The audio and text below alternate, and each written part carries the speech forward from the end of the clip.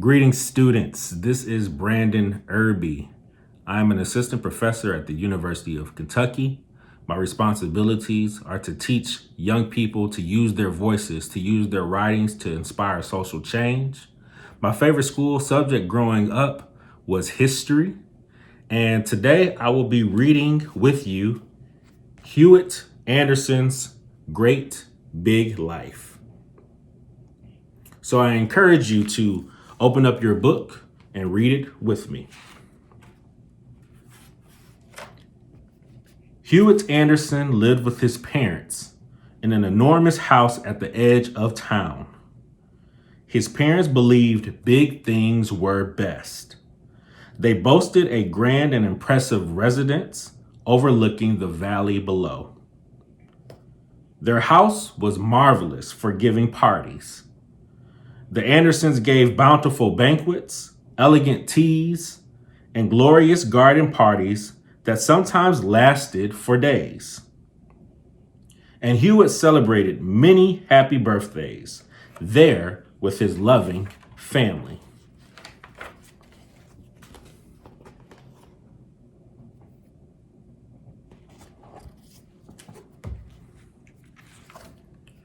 Hewitt Anderson lived happily and contentedly with his mother and father in the vast marvels of their home.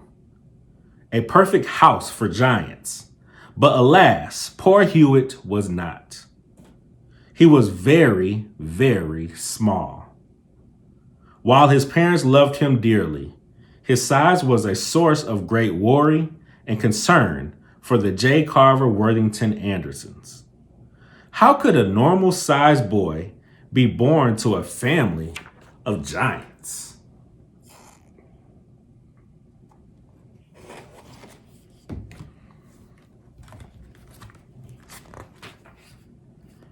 Never in the entire generations of the J. Carver Worthington Anderson or C. Mabel Luther Butters clans had anything like this ever occurred. Small, pint size, and miniature had never been a part of their vocabularies or their lives. After all, they believed big things were best. In fact, all of the Andersons and Butters' relations and friends of their relations were giants. Ever since their great-great-great-grandmother Ida came to the valley after that business with the beanstalk, the family had been known as people of great stature and girth. Hewitt had many friends too, giants galore, but nothing could change the fact that Mr. and Mrs. Anderson's own beloved son, Hewitt, was so very small. Teeny weeny, in fact. It was something Hewitt's parents had to live with and accept, for they loved their sweet little bundle of joy, but oh, how they worried about his size.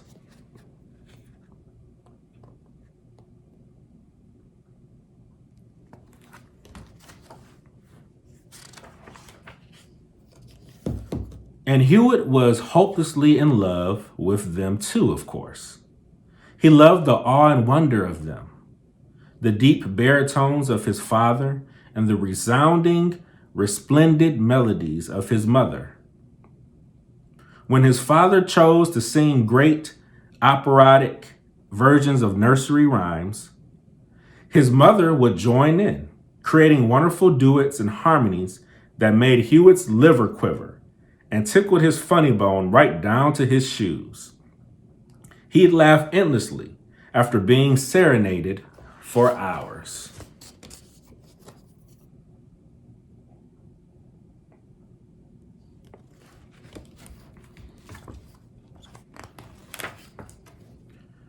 Again, Papa and Mama, sing again, Hewitt squealed. Of course, they never disappointed their extraordinary son and gave him more and more. Hewitt, so comforted while listening to the melodies, found it a perfect way to fall asleep, nestled in the deep well of his father's massive hands.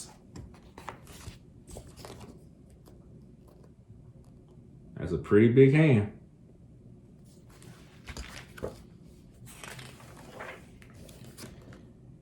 Hewitt loved riding around inside his father's shirt pocket or sightseeing from the perch of his mother's brimmed bonnet. It was impossible for the three of them to hold hands while out for their morning or afternoon walks, as did many families in their neighborhood. So, while his parents held hands, Hewitt sat in the folds of their entwined fingers, which made a nice hammock for him. He was gently lulled to sleep with the rhythm and motion of their walking. All the while, his parents secretly hoped that Hewitt was getting the rest and nutrition he needed to grow. But Hewitt was now 5, and he wasn't much bigger than when he was born. See little Hewitt up there.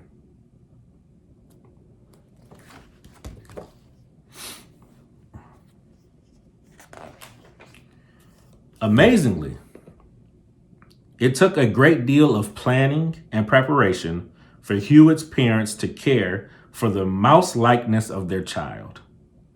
At times, it was like trying to find a needle in a haystack.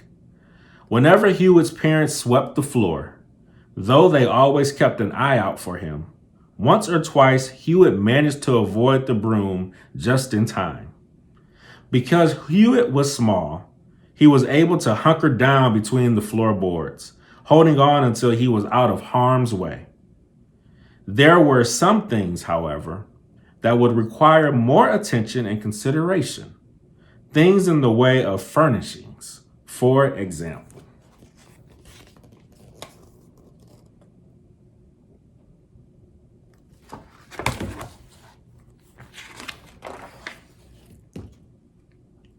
Hewitt had inherited the very bed his father had slept in as a boy.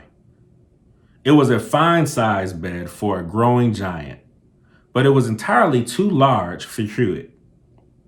Just the same, he loved the bed. He never had to make it because he never mussed his blankets or rumpled his sheets. The feather mattress and pillow were fun for plopping down upon. The tassels on the bedposts were just right for climbing. When Hewitt got lost in his blankets, he pretended he was on a mining expedition. To Hewitt, the world was big and wonderful and wide.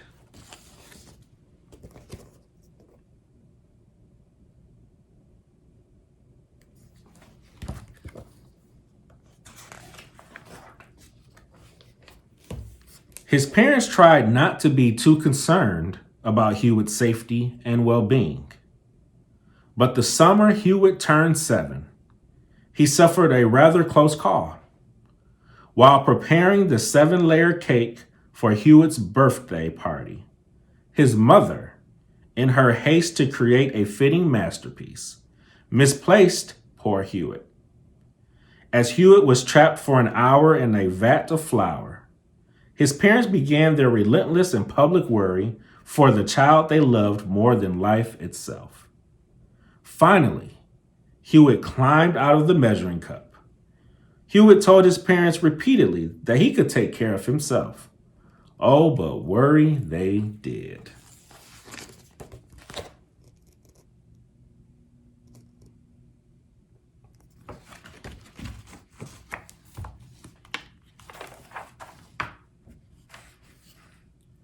Doctors were called in. Specialists from around the world made frequent visits to the Anderson home. But no one could explain the circumstances surrounding Hewitt's small and unimposing stature. Dr. Gargantuan, a brilliant scientist and family friend, tried to calm their growing worries. He will grow. He is just a bit late to bloom, he reassured them. Or, he said, perhaps this is the opposite of a growth spurt. Finally came his suggestion. I could make Hewitt my life's work. Think of the fame, the celebrity for your family. But his parents would not hear of such a thing. They adored their puny, frail, delicate bundle of joy. Believing big was best, they took it upon themselves to set things right, to see to it that Hewitt had a big life with big things in it.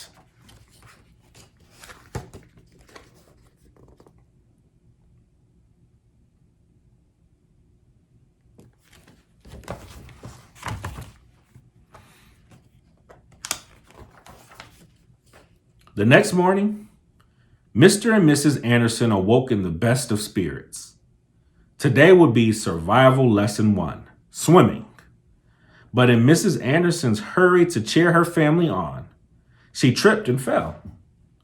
Her tumble caused Mr. Anderson to miss an opportunity for a perfect 10 double somersault pike. The two of them created quite a splash in the pond, a near tidal wave, in fact. And little Hewitt, who was already quite fond of water, was washed clear to the other end of the estate into the garden maze. Quickly, they rushed to him, but because Hewitt was small, he had already found his way out through a shortcut under the boxwood wall. Mr. and Mrs. Anderson, on the other hand, wandered aimlessly for a good part of the morning before Hewitt coaxed them to an exit. In the end, all was served well, as Hewitt showed his talents in the art of solving giant puzzles.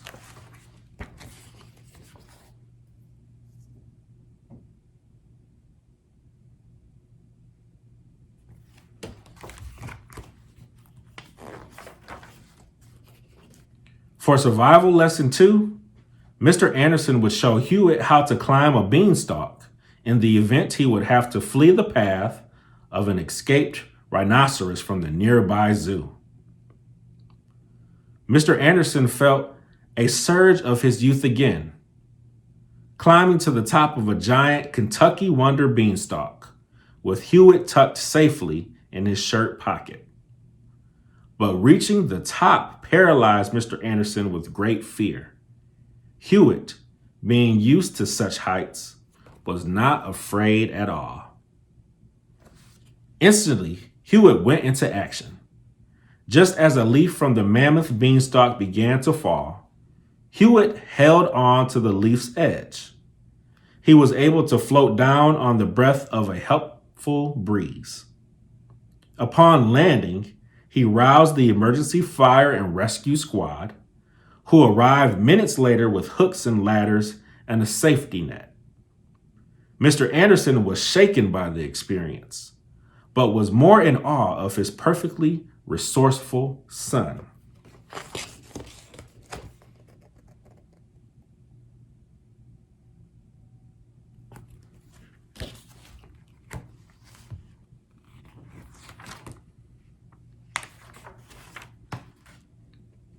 When it became clear that the lessons in survival training were not accomplishing their goals, Mr. and Mrs. Anderson decided to prepare for their dinner guest, Dr. Gargantuan.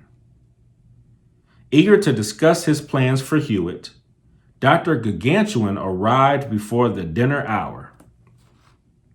He tried in earnest to convince Mr. and Mrs. Anderson that a life of scientific promise awaited Hewitt. He said that purpose could be made of Hewitt's small life after all.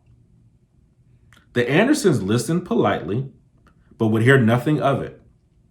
And so, to lighten the mood, they invited the doctor to view the family's golden egg collection. Inherited from great-great-great-grandmother Ida, their collection of golden eggs could not be duplicated. Golden peacock eggs, golden goose eggs, and of course, ostrich and emu eggs, all of solid, pure gold.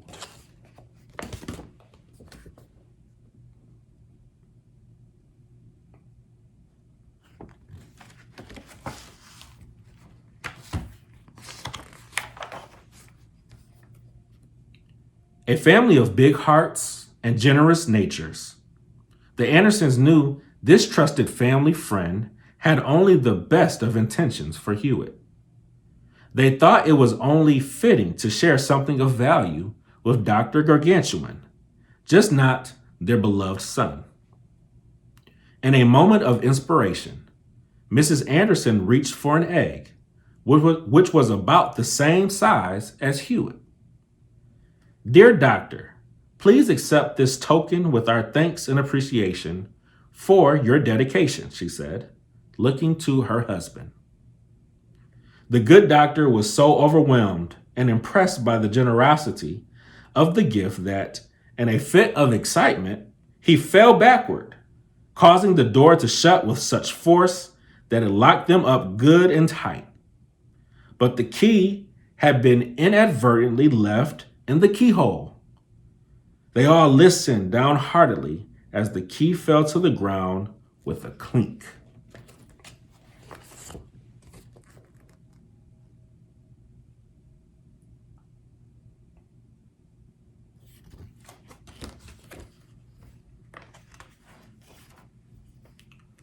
What will become of them? Would they ever be found?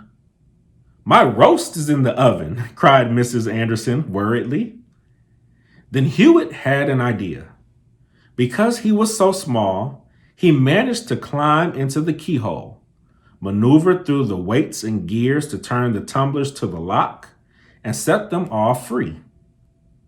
Once again, it was up to Hewitt to save his parents. And now the good doctor, too. And as always, Hewitt came through.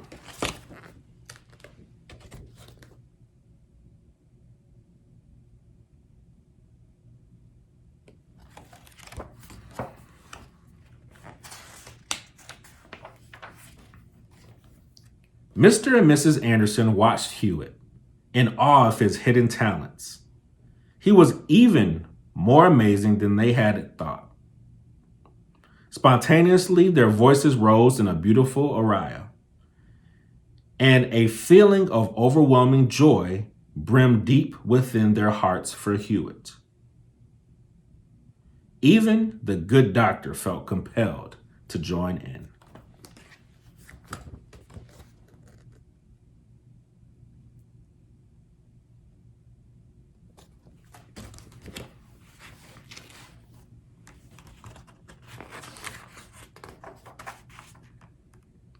In that moment, the world in the Anderson household changed.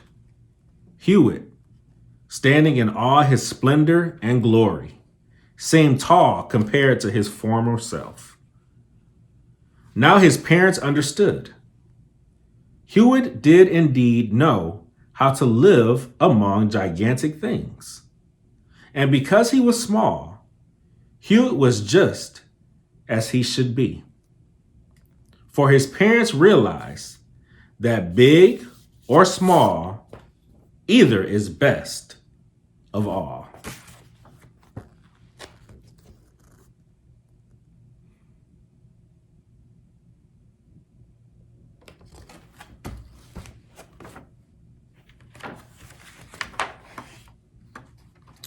And on this last page, and they could not have been more proud of Hewitt or loved him anymore.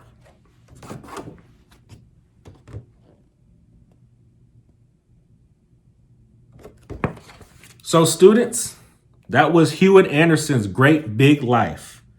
The author is Geraldine Nolan. It was illustrated by Kadir Nelson. On your reading guide, I suggest that you should do something concerning this book. Write about a time where it was cool to be big. Or write about a time when maybe being small was best. What about when medium size was best? Think about your life situations where this book can contribute to your own life. Thank you for reading with me, and I encourage you to read aloud with your family.